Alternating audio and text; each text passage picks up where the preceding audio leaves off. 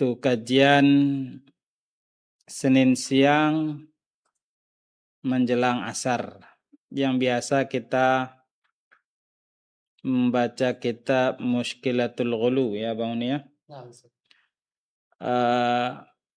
Namun untuk kesempatan kali ini di bulan Ramadan kita skip dulu kajian kitab Mushkilatul Ghulu. Kita insyaallah lanjutkan setelah Ramadan nanti. Dan insyaallah kita akan manfaatkan untuk membahas atau membicarakan hal-hal seputar puasa, mudah-mudahan menambah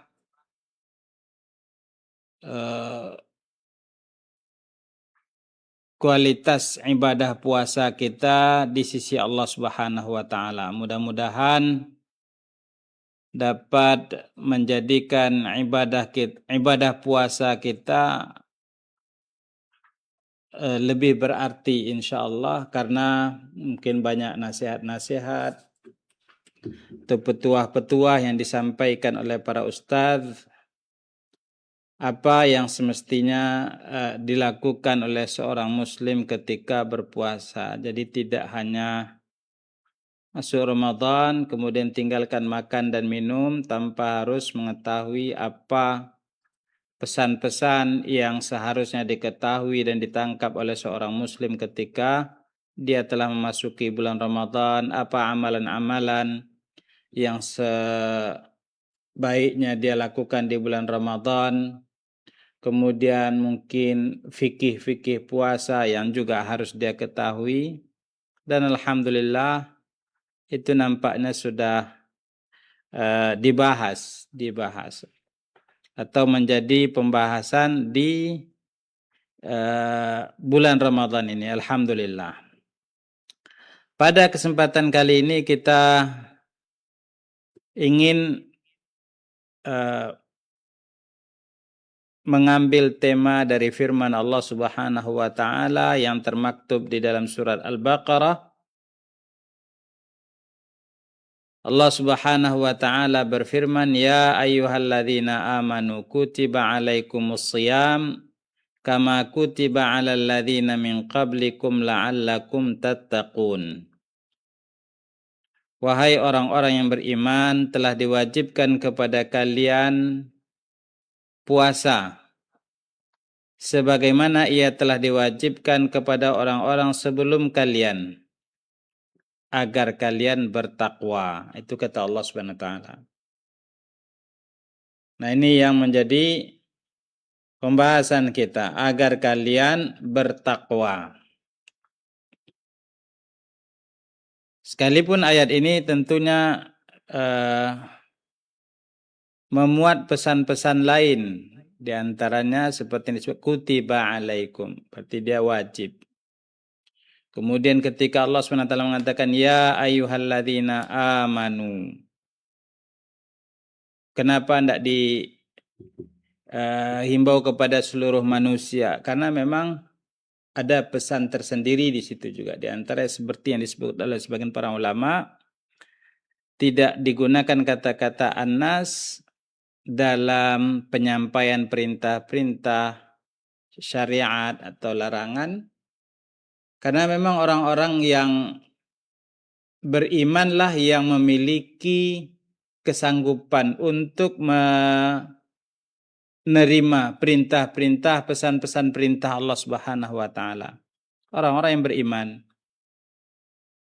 Orang-orang yang berimanlah yang akan bisa untuk melaksanakan perintah-perintah Allah Subhanahu wa taala seperti puasa ini. Makanya gunakan kata amanu, itu kepada orang-orang yang beriman. Tapi kita tidak membahas tentangnya itu. Kita ingin membahas bagian terakhir dari ayat ini ketika Allah Subhanahu wa taala mengatakan la'allakum tattaqun, agar kalian bertakwa. Jadi ibadah puasa ini Allah Subhanahu wa taala syariatkan ternyata memiliki misi yang sangat mulia. Misi yang sangat mulia. Apa misi yang sangat mulia? Yaitu agar kita menjadi orang-orang yang bertakwa. Ini menjadi agar kita menjadi orang-orang yang bertakwa. Jadi bukan untuk menyusahkan kita. Ibadah puasa yang Allah Subhanahu wa taala syariatkan ini bukan untuk menyusahkan kita. Makanya di dalam ayat yang lain Allah Subhanahu wa taala sebutkan yuridullahu bikumul yusra wa la yuridu bikumul usra. Allah Subhanahu wa taala menginginkan kemudahan untuk kalian. Tidak menginginkan kesulitan untuk kalian. Termasuk di antara dalam ibadah puasa yang Allah Subhanahu wa taala syariatkan ini. Jadi tidak untuk menyusahkan hambanya. Akan tapi justru untuk mendatangkan manfaat. Apa manfaatnya? Yaitu agar kalian menjadi orang-orang yang bertakwa. Agar kalian bertakwa kepada Allah Azza wa Jalla. Takwa yang di lain ayat Allah Subhanahu wa taala sebutkan itu sebaik-baik bekal bagi seorang hamba untuk menghadap Allah. Sebaik-baik bekal bagi seorang hamba untuk menghadap Allah Subhanahu wa taala itu takwa itu. Allah Subhanahu wa taala berfirman, "Wa tazawwadu fa inna khairaz zadi taqwa." Dan berbekallah kalian, maka sesungguhnya sebaik-baik bekal adalah takwa. Sebaik-baik bekal. Sebaik-baik bekal untuk menghadap Allah Subhanahu wa taala, ini yang paling utama, yaitu takwa. Nah, ibadah puasa ini insya Allah dalam rangka mewujudkan itu. La'allakum tattaqun. Agar kalian bertakwa.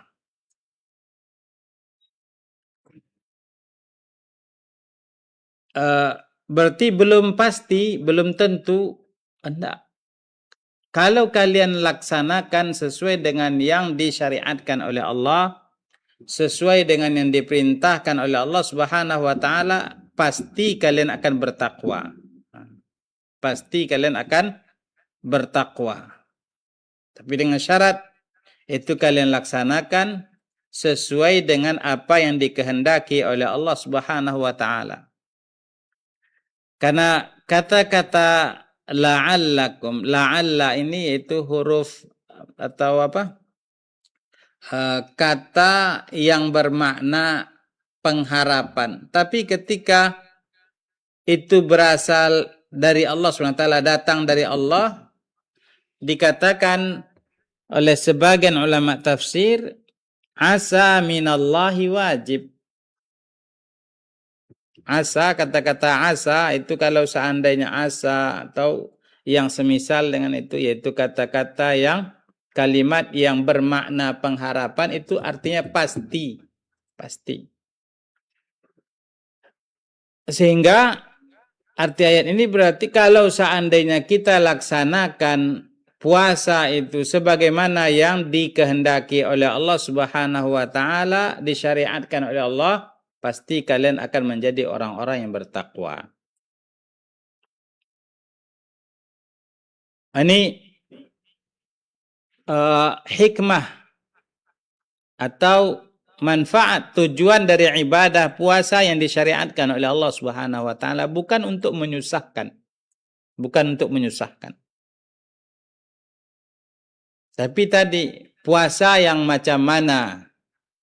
Apakah puasa yang hanya sekedar menahan lapar dan haus sajakah? Belum tentu. Kenapa? Karena Nabi SAW justru pernah mengatakan, Rubba sa'imin laysa lahu min siyamihi illal ju' wal atash. Banyak orang yang berpuasa, tidak dapat apa-apa dari puasanya kecuali haus dan lapar. Lapar dan haus. Jadi puasa yang macam mana? Puasa yang kalau seandainya kita lakukan sesuai dengan perintah Allah, petunjuk Rasulullah sallallahu alaihi wasallam. Puasa yang seperti itulah yang insya Allah akan dapat membentuk pribadi-pribadi kita menjadi pribadi yang bertakwa, insan yang bertakwa.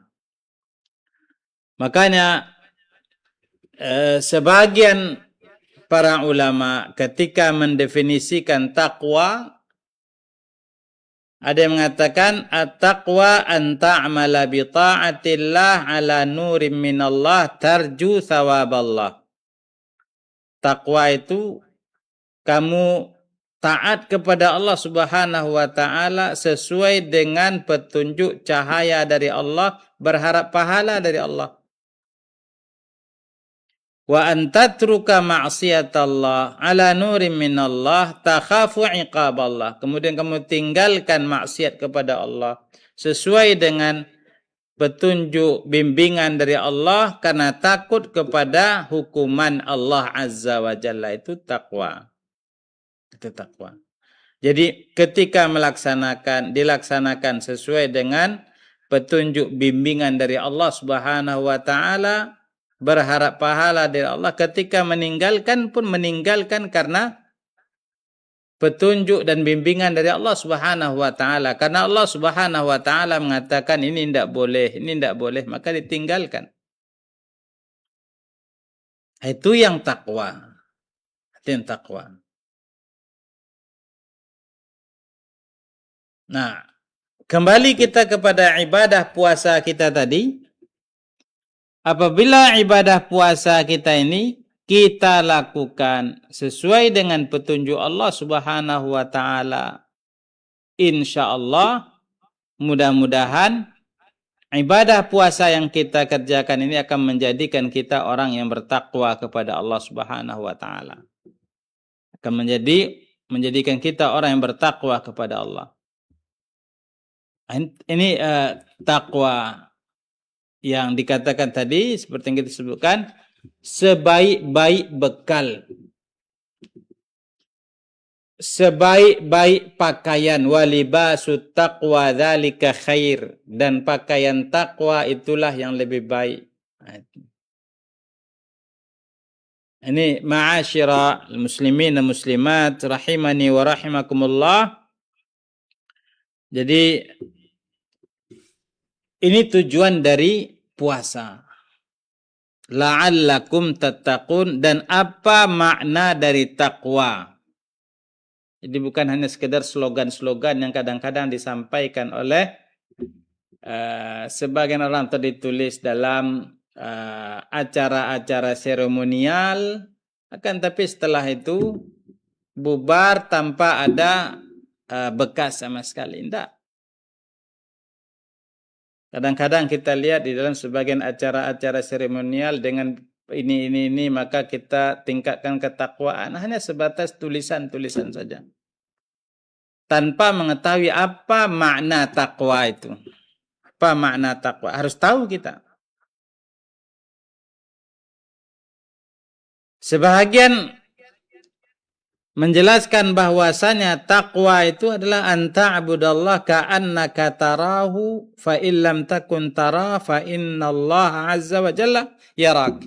Itu kamu beribadah kepada Allah seolah-olah engkau melihat Allah azza wa jalla. Apabila engkau tidak melihat Allah, maka yakinlah Allah pasti melihatmu. Ketika kita tahu bahwasanya kita beribadah ini dilihat oleh Allah Subhanahu wa taala, maka kita akan laksanakan dengan sebaik-baiknya.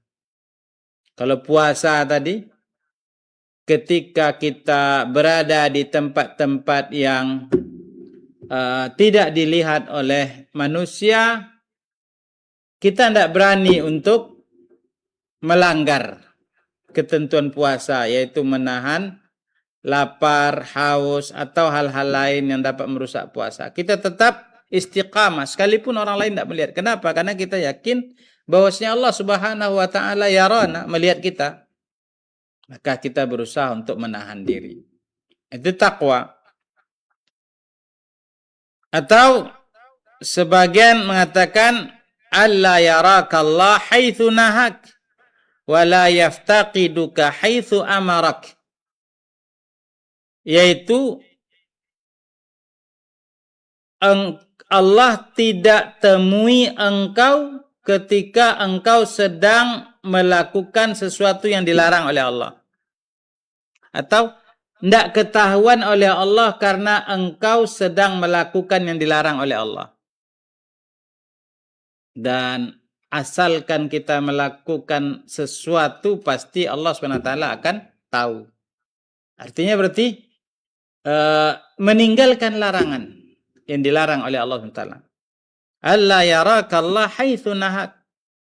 Jangan sampai Allah Subhanahu wa taala mendapatimu ketika engkau tengah melakukan hal-hal yang diharamkan oleh Allah. Atau wala yaftaqiduka haitsu amarak. Jangan sampai Allah SWT mencarimu karena engkau tidak ditemui melakukan perintahnya. Orang sedang melaksanakan sholat, berpuasa, sholat asar, sholat zuhur, ini si fulan mana? Tidak ada di dalam saf-saf kaum muslimin untuk melaksanakan sholat.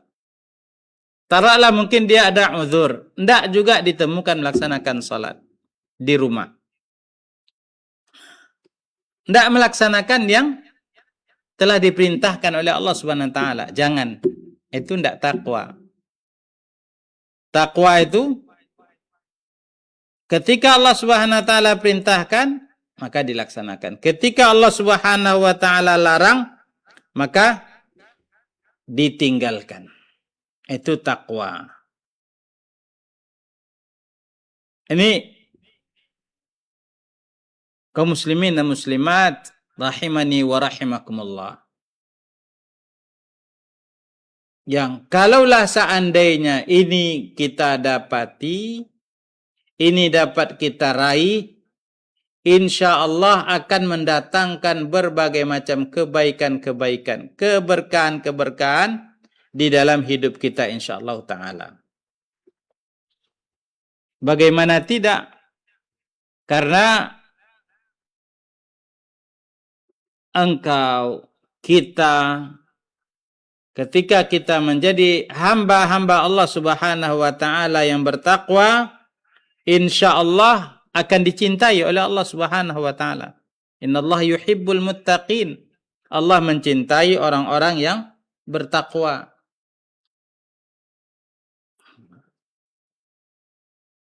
Ketika target ini yang telah Allah Subhanahu wa taala buat la'allakum tattaqun dapat kita peroleh, insyaallah akan mendatangkan kelapangan-kelapangan hidup bagi kita insyaallah taala. Kenapa? Karena Allah Subhanahu wa taala mengatakan di dalam Al-Qur'an, "Wa may yattaqillah yaj'al lahu makhraja." Barang siapa yang bertakwa kepada Allah Subhanahu wa taala, maka Allah Subhanahu wa taala akan berikan untuknya jalan keluar. Jalan keluar apa? Jalan keluar dari segala masalah yang sedang menghimpitnya. Jalan keluar dari segala masalah yang sedang memenuhi isi otaknya. Ada masalah ini dan itu lain sebagainya. Maka dia berusaha untuk beribadah dengan sebaik-baiknya kepada Allah SWT, termasuk di antara melaksanakan puasa ini, hingga menjadi orang yang bertakwa kepada Allah Subhanahu wa taala. Apa yang akan diraih insyaallah? Allah Subhanahu wa taala akan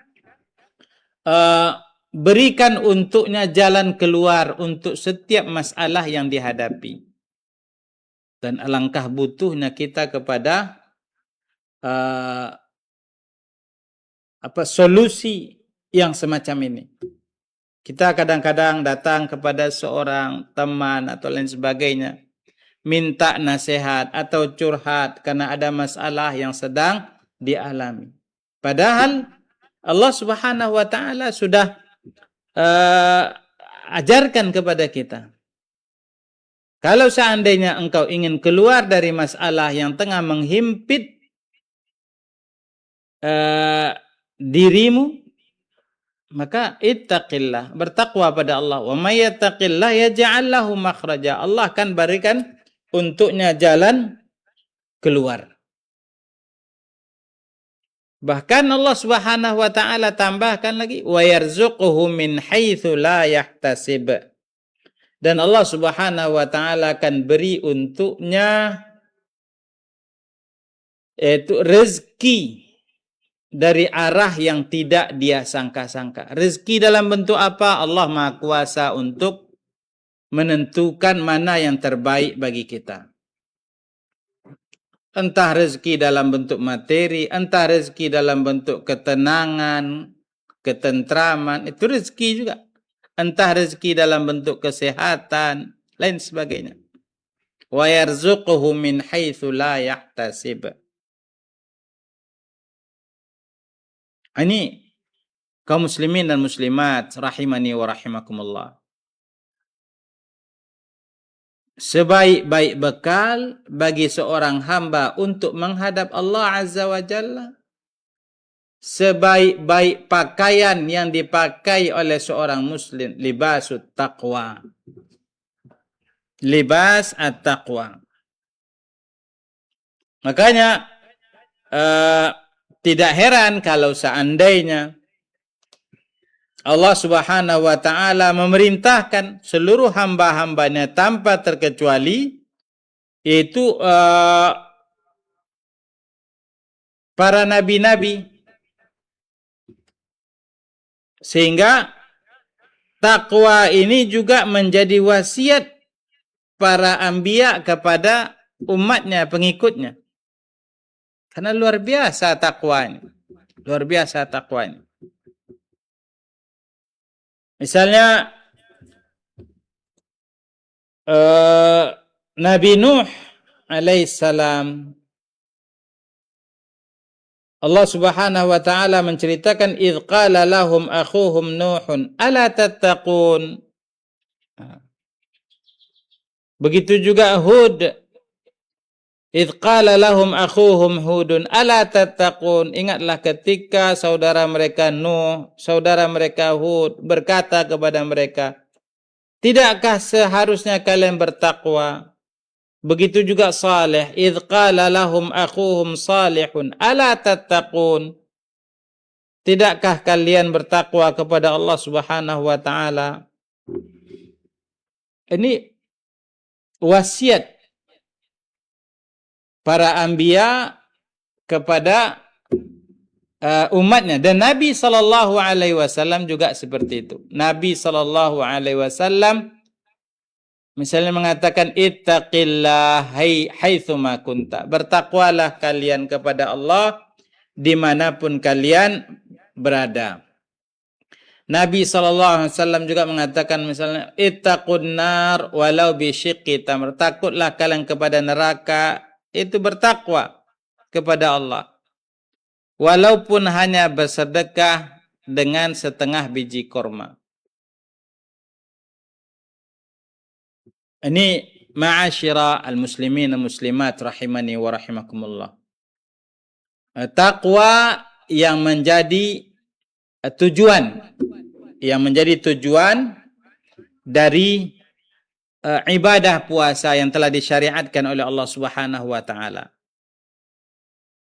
Ya ayyuhalladzina amanu kutiba alaikumus shiyam kama kutiba alal ladzina min qablikum la'allakum tattaqun. Disyariatkan kepada kalian, diwajibkan oleh Allah kepada kalian agar kalian menjadi orang yang bertakwa. Dan kata-kata agar menjadi bertakwa ini bukan berarti tidak pasti. Insya Allah pasti dia kalau seandainya dilaksanakan sesuai dengan syariat Allah, sesuai dengan perintah Allah Subhanahu wa taala. Yang jadi masalah kadang-kadang puasa-puasa kita yang kita kerjakan tidak mengacu kepada bimbingan Allah Subhanahu wa taala, tidak mengacu kepada tuntunan Rasulullah sallallahu alaihi wasallam, sehingga dampaknya tidak terasa. Tidak terasa. Jadi yang salah bukan puasanya. Yang salah bukan puasanya. Yang salah kitanya. Ibarat makan obat misalnya. Dokter menyarankan obat ini dimakan 3 kali sehari. Maka kalau seandainya tidak kita laksanakan sesuai dengan pesan resep yang telah dibuat, bisa jadi dia tidak berkhasiat atau tidak maksimal atau tidak berpengaruh. Apakah salah pada dokternya? Belum tentu. Jadi jangan buru-buru kita menyalahkan ibadah yang telah disyariatkan oleh Allah Subhanahu wa taala. Karena kalau seandainya kita tidak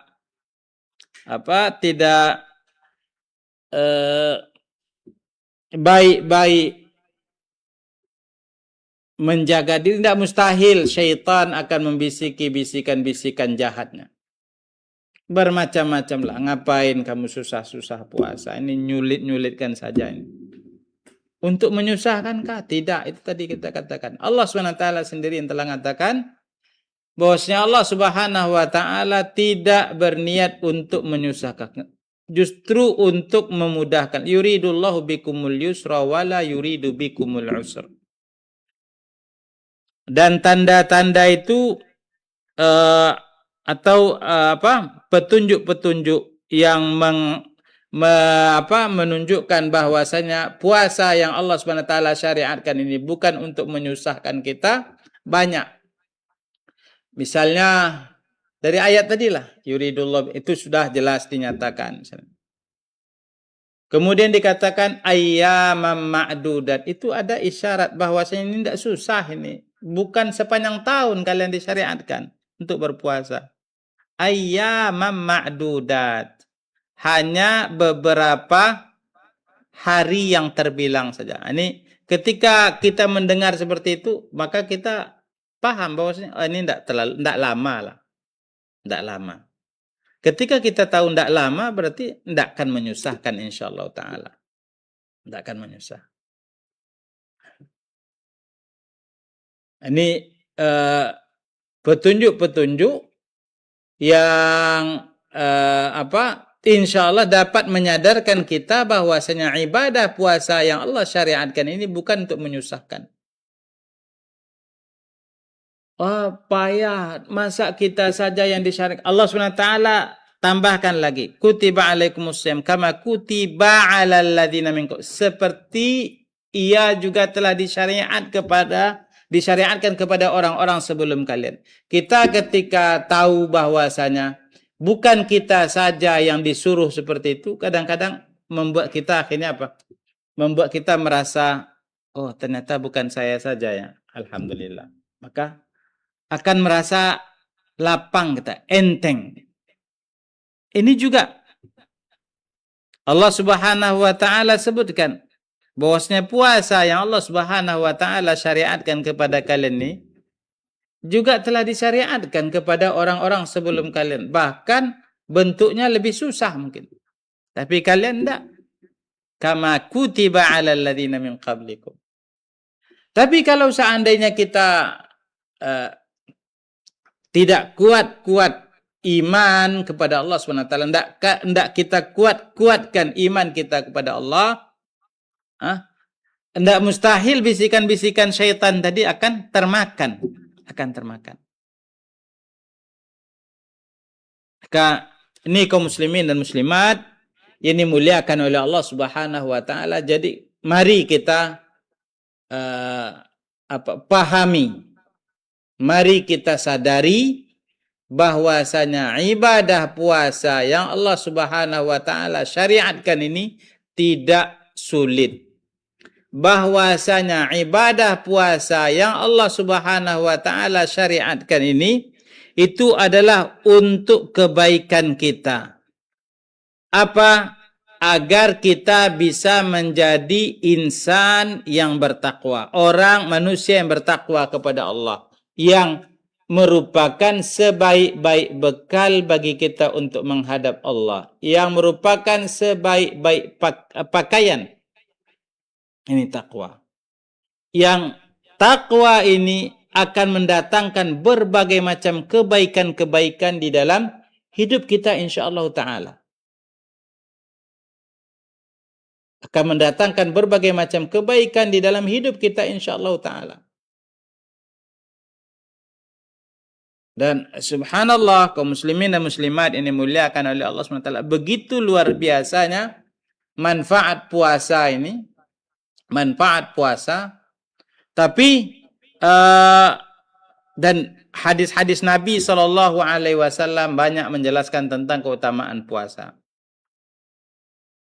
Mungkin sulit untuk kita lakukan di luar Ramadan. Padahal hikmahnya sangat luar biasa. Makanya ketika salah seorang sahabat Nabi SAW minta nasihat kepada Nabi SAW agar ditunjuki suatu amalan yang akan bisa memasukkan dia ke dalam surga atau yang semacamnya. Maka Nabi SAW pesankan apa? Alaika bisawm fa innahu la mithlalah. Puasa. Tidak ada tandingannya. Puasa. Alaika bisawm fa innahu la mithlalah. Itu pesan Nabi SAW. Tapi sekalipun demikian berat untuk kita lakukan di luar Ramadan. Di bulan Ramadan ini Allah SWT kondisikan. Sehingga kita terbantu untuk bisa melaksanakannya. Mungkin kalaulah seandainya tidak dikondisikan oleh Allah Subhanahu wa taala puasa ini di bulan Ramadan, mungkin sebahagian kita, banyak di antara kita mungkin yang tidak puasa-puasa sepanjang tahun. Dan termasuk mungkin yang berbicara juga. Jadi berat bagi kita untuk berpuasa di luar Ramadan. Alhamdulillah Allah SWT sediakan ini. Ini ibadah yang sangat mulia. Tidak tertarik sama sekali kalian untuk melaksanakannya. Maka dah di bulan Ramadan ini Allah SWT bantu kita untuk bisa berpuasa, sekalipun dengan mungkin dalam tanda kutip dipaksa oleh Allah SWT, sehingga diwajibkan, diharuskan. Kalau tidak maka berdosa. Dan alhamdulillah kita pun berpuasa. Ketika kita berpuasa kita rasakan manfaat-manfaat yang sangat luar biasa sebagaimana yang telah dijanjikan oleh Allah SWT untuk puasa itu sendiri, atau tentang tentang bulan Ramadan seperti yang disebutkan di dalam ayat Al-Qur'an atau hadis-hadis Nabi SAW. Ini kaum muslimin dan muslimat rahimani wa rahimakumullah, tentang puasa atau Ramadan yang merupakan bulan takwa yang mudah-mudahan dapat membentuk diri kita, pribadi kita menjadi orang-orang yang bertakwa kepada Allah Subhanahu wa taala. Takwa yang bagaimana? Takwa yang seperti disebutkan oleh sebahagian ulama tadi, yaitu an ta'budallah ka'annaka tarahu fa illam takun tarahu fa innahu yarak. Kamu beribadah kepada Allah seolah-olah engkau melihat Allah. Kalau engkau tidak melihat, maka yakinlah Allah pasti melihatmu. Atau takwa yang dikatakan alla yarakallahu haitsu nahak wa la yaftaqiduka haitsu amarak. Yaitu Allah, jangan sampai Allah temui engkau dalam larangan-larangannya, yaitu engkau langgar larangan-larangannya, jangan sampai. Atau Allah mencarimu dalam perintah-perintahnya. Allah perintahkan tapi engkau tidak melaksanakan. Tidak nampak bersama orang-orang yang melaksanakan perintah. Sehingga dicari mana si fulan ini, mana si fulan. Tidak mengerjakan. Sekalipun Allah SWT tahu. Tapi begitulah diibaratkan oleh sebagian para ulama. Taqwa sebagaimana yang dikatakan oleh sebagian lain tadi, yaitu Talq bin Habib, yaitu engkau laksanakan perintah-perintah Allah, ketaatan kepada Allah itu sesuai dengan bimbingan petunjuk dari Allah karena berharap pahala dari Allah Subhanahu wa taala. Kemudian meninggalkan larangan-larangan Allah Subhanahu wa taala sesuai dengan petunjuk Allah Subhanahu wa taala. Jadi bukan meninggalkan karena tidak punya kesempatan. Karena bisa saja orang tidak melakukan sesuatu yang dilarang karena tidak punya kesempatan. Kalau dia punya kesempatan, maka mungkin dia langgar. Dia tabrak larangan Allah. Ini tidak. Dia tinggalkan larangan itu berdasarkan petunjuk dari Allah SWT. Karena Allah larang. Jadi dia tinggalkan dengan kesadaran berharap pahala dari Allah SWT. Itu takwa kaum muslimin dan muslimat yang dimuliakan oleh Allah Subhanahu wa taala yang kita harapkan dapat kita raih dari ibadah puasa Ramadan yang kita kerjakan ini insyaallah taala. Mungkin ini yang bisa kita sampaikan dalam kesempatan kali ini. Selanjutnya kalau seandainya ada tanya jawab, kita persilahkan. Wallahu taala a'lam. Nah, jazakallahu khairan atas materi yang disampaikan oleh Ustaz kepada kita semuanya. Mudah-mudahan kita bisa meraih takwa seperti yang Ustaz sampaikan ya. Baik kaum muslim dan muslimat, pemirsa dan pendengar dimanapun Anda berada, kita akan buka sesi tanya jawab. Silakan pergunakan kesempatan ini untuk bertanya jawab kepada beliau. Nomor yang bisa dihubungi ada dua, yaitu 08117530.000 dan 081175454444. Baik, silakan kita akan angkat untuk pertanyaan dari telepon dulu. Baik, sebelum kita angkat dari telepon, kita bacakan dulu ya. Ada pertanyaan melalui WhatsApp. Baik, kaum muslimin muslimah rahimakumullah dimanapun Anda berada, silakan yang ingin bertanya.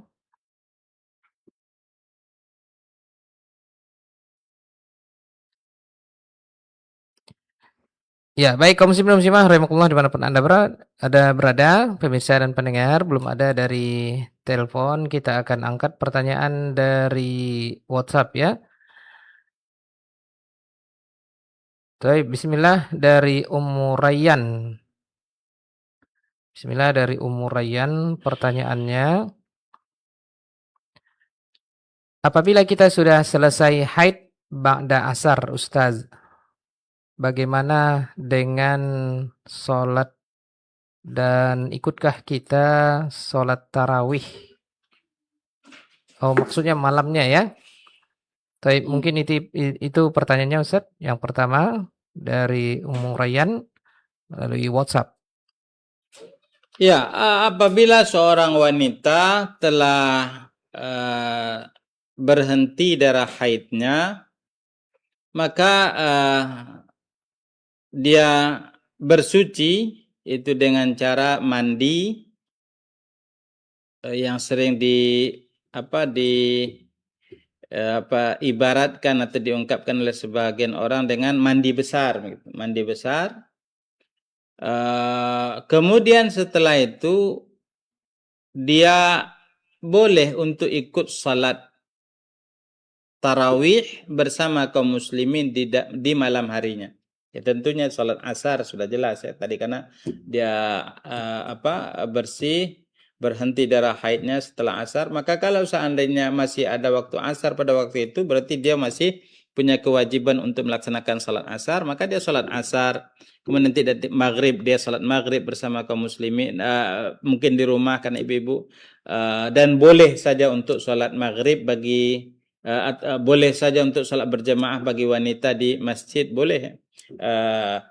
Karena Nabi SAW mengatakan la tamna'u ima Allah masajid Allah, jangan larang hamba-hamba Allah SWT dari kaum wanita untuk pergi ke rumah-rumah Allah Subhanahu wa taala. Wa buyutuhunna khairun lahun, kan tapi rumah mereka itu lebih baik bagi mereka. Artinya kalau seandainya dia ingin salat berjamaah di masjid, maka silahkan.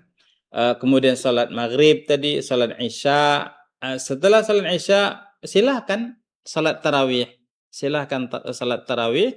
Insyaallah apa yang dijanjikan oleh Nabi sallallahu alaihi wasallam tentang salat tarawih kalau dia laksanakan mudah-mudahan dapat diperoleh insyaallah. Di antaranya Nabi SAW mengatakan man qama ramadhana imanan wahtisab ghufira lahu ma taqaddama min dhanbi, barang siapa yang melaksanakan qiyam Ramadan dengan iman, ihtisab, maka akan diampuni untuknya dosanya yang telah sudah. Insyaallah mudah-mudahan dapat diperoleh, dapat diraih. Atau misalnya dia solat bersama imam dan Nabi SAW katakan di dalam hadis, barang siapa man qama ma'al imam hatta yansarif kutiba lahu qiyamul lailah, barang siapa yang solat bersama imam sampai imamnya selesai, maka dituliskan untuknya pahala solat semalaman. Itu Allah Ta'ala a'lam. Nah, jazakallahu khairan atas jawaban penjelasan dari Ustaz. Kita lanjutkan ya, masih via WhatsApp. Pertanyaan berikutnya dari Bapak Yudi Jok di Pekanbaru. Ya, pertanyaan dari Bapak Yudi Jok di Pekanbaru. Assalamualaikum Ustaz, izin bertanya. Assalamualaikum. Selepas sholat fardu bagi makmum, duduk yang disunnahkan itu seperti apa ya Ustaz? Mengingat hadis tentang keutamaan berzikir selepas sholat fardu tanpa beranjak dari tempat kita duduk. Terkadang dalam situasi yang sempit, ana agak maju atau mundur sedikit ya dari duduk awal untuk memperoleh kelapangan dengan duduk bersila. Terima kasih jawabannya Ustaz dari Bapak Yudi Jok di Pekanbaru. Insyaallah mudah-mudahan kalau seandainya yang dilakukan itu seperti yang ditanyakan oleh Bapak tadi, itu duduk di tempat entah maju sedikit atau mundur sedikit setelah sholat, mudah-mudahan masih termasuk dalam kategori yaitu duduk di tempatnya, termasuk berzikir dan duduk di tempatnya. Insyaallah mudah-mudahan masih termasuk di dalam apa yang dikatakan di dalam hadis tadi, insyaallah taala. Dan bahkan mungkin kalau seandainya dia punya hajat sehingga dia harus berpindah sedikit dari situ, mudah-mudahan kita berharap masih tetap termasuk dalam apa yang dikatakan di dalam hadis tadi. Wallahu taala alam. Nah, jazakallahu khairan atas jawaban penjelasan dari Ustaz. Demikian tadi pertanyaan dari Bapak Yudi Jok di Pekanbaru. Kita beralih ke pertanyaan dari hamba Allah di Kualu. Hamba Allah di Kualu, pertanyaannya, Assalamualaikum Ustaz. Bagaimana caranya mengganti puasa yang terlalu banyak ditinggalkan di masa lalu karena kejahiliahan? Saya takut Ustaz. Pertanyaan dari hamba Allah di Kualu. Wallahu taala alam, kalau seandainya puasa itu terlalu banyak, apakah harus diganti atau tidak, mungkin perlu untuk ditanyakan lebih jelasnya kepada ustaz-ustaz atau ulama-ulama yang lain. Tapi bertaubat itu jelas. Bertaubat itu jelas, yaitu bertaubat pada Allah Subhanahu wa taala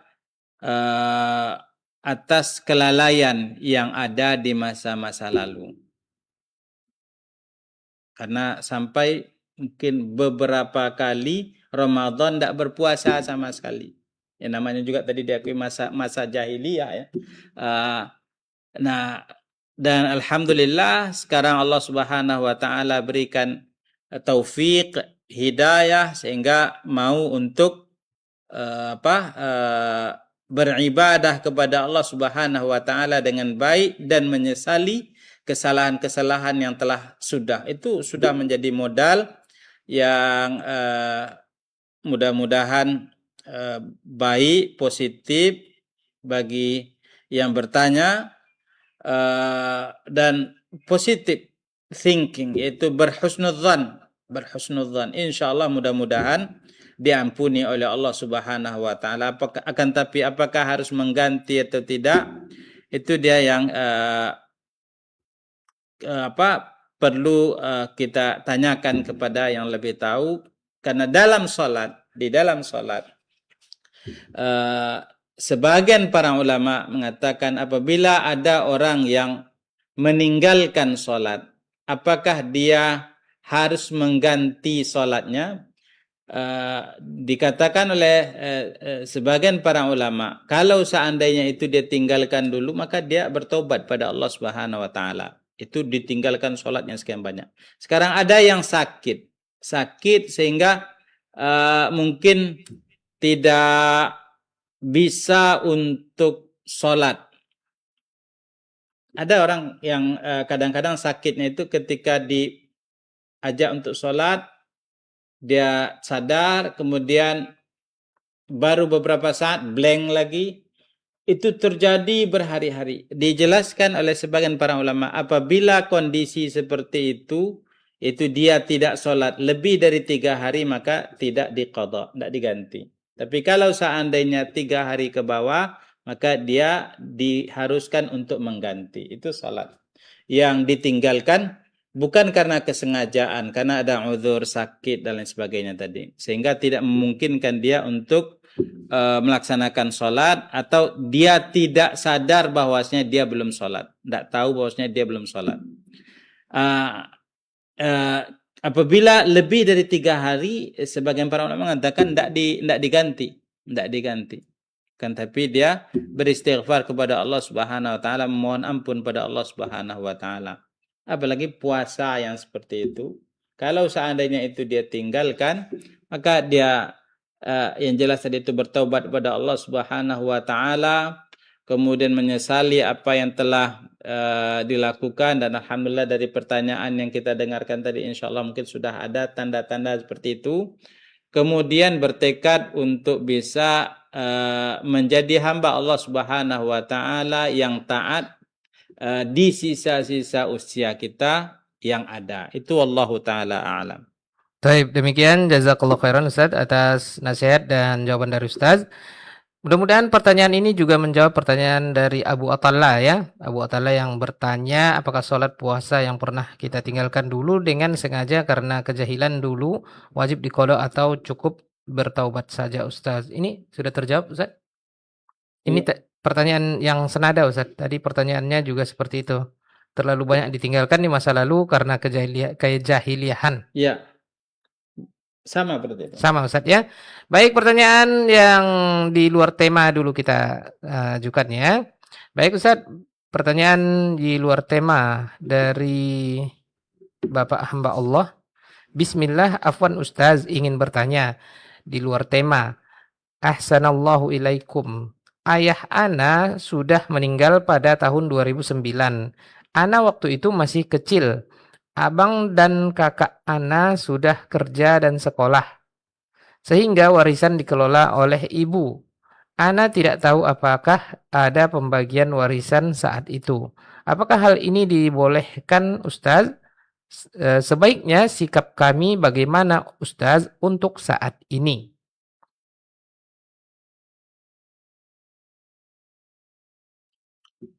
Ya, secara umum tentang warisan ini, apabila ada seorang yang meninggal, maka hartanya jatuh kepada ahli waris. Hartanya jatuh kepada ahli waris.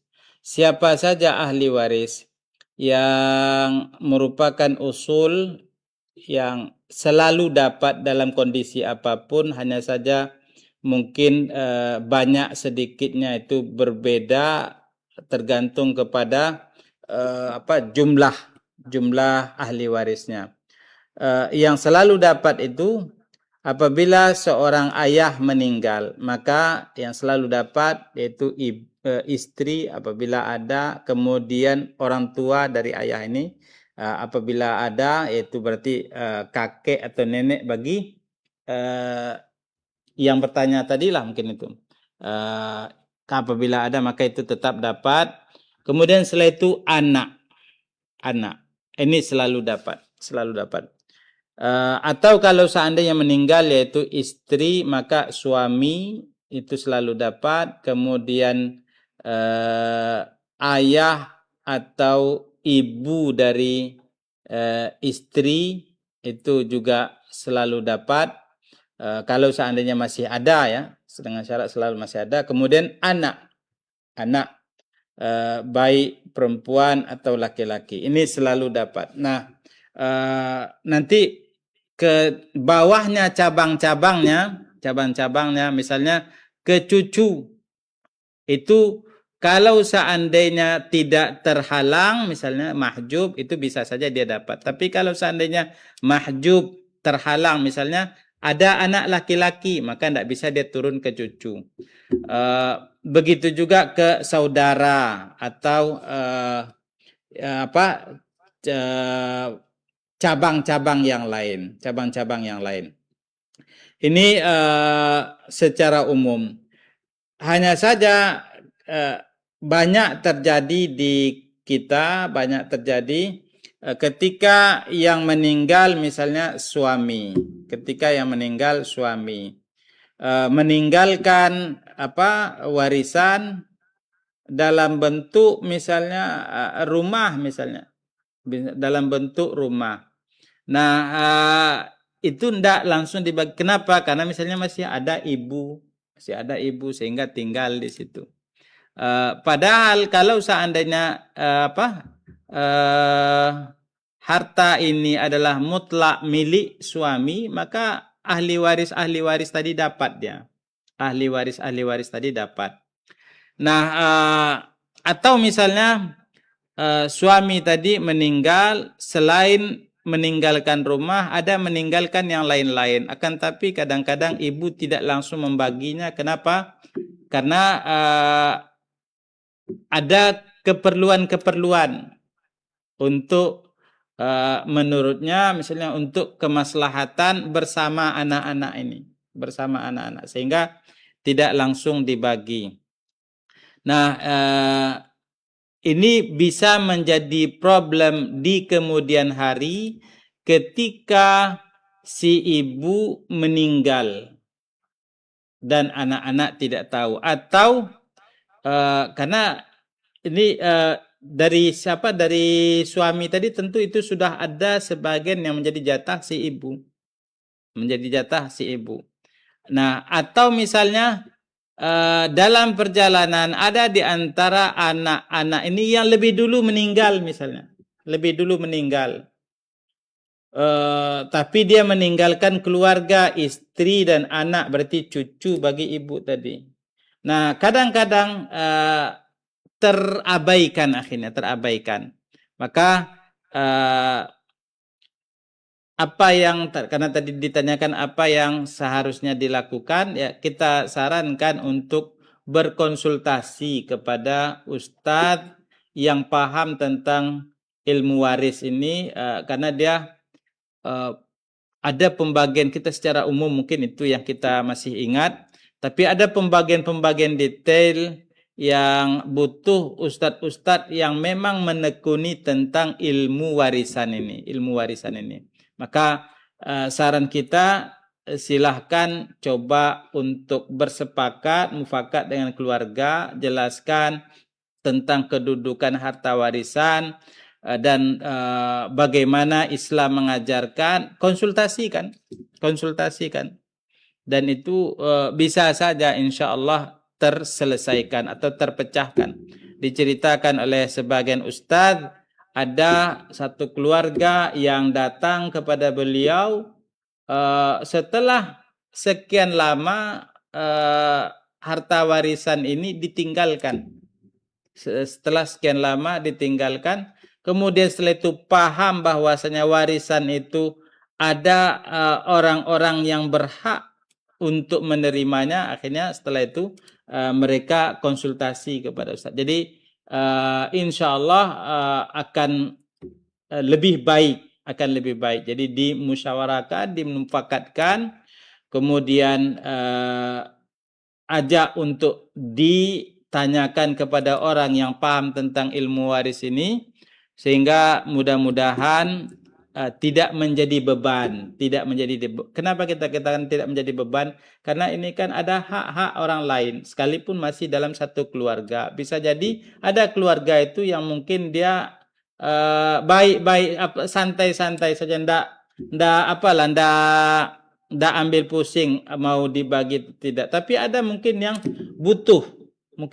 butuh, sehingga ketika haknya tidak terberikan sebagaimana mestinya, mungkin dia merasa terzalimi. Maka itu kita katakan tadi, mudah-mudahan kalau seandainya ini kita lakukan, insyaallah kita aman, tidak punya beban setelah itu lagi, insyaallah taala. Jadi konsultasikan, pertama sepakati dengan keluarga, bicarakan bahwasanya ini adalah harta warisan, dan harta warisan itu ada ketentuannya di dalam agama, bagaimana cara-cara pembagiannya. Apabila sudah paham semuanya, baru setelah itu musyawarahkan untuk ditanyakan kepada siapa yang paham tentang itu. Wallahu taala a'lam. Baik kaum muslimin dan muslimat rahimani wa rahimakumullah, mungkin sampai di sini pertemuan kita pada hari ini di edisi Ramadan ya. Senin, untuk kajian Senin siang menjelang asar, yang pembahasan kita pada hari ini itu tentang Ramadan adalah bulan takwa. Ramadan bulan takwa. Kita berharap pada Allah Subhanahu wa taala, mudah-mudahan Allah Subhanahu wa taala menjadikan kita orang-orang yang bertakwa. Allahumma ati nufusana taqwaha wa zakkiha anta khairu man zakkaha anta waliyuha wa maulaha. Subhanakallahumma bihamdika asyhadu an la ilaha illa anta astaghfiruka wa atubu ilaik. Assalamualaikum warahmatullahi wabarakatuh. Waalaikumsalam warahmatullahi wabarakatuh. Jazakallahu khairan kita ucapkan kepada Bu Rafiq Al-Ustaz Khalid Abdul Somad LCMA hafizahullah taala yang sudah menutup kajian kita ini dengan tambahan nasihat. Dan kaum muslimin muslimah, sampai di sini perjumpaan kita. Insyaallah kita akan lanjutkan kajian rutin bersama beliau di Senin pekan depan. Dan kaum muslimin muslimah, jazakumullah khair atas atensi dan kebersamaannya. Mudah-mudahan apa yang sudah kita tanyakan, apa yang sudah kita dapatkan menjadi amal jariah bagi beliau dan amal ibadah bagi kita dalam menuntut ilmu syar'i di hari yang ke-12 bulan Ramadan 1447 Hijriah. Saatnya kita akan putarkan kumandang azan, pertanda masuknya waktu untuk menunaikan ibadah salat fardu asar di wilayah kota Pekanbaru dan sekitarnya. Selamat menunaikan ibadah salat fardu asar. Wassalamualaikum warahmatullahi wabarakatuh.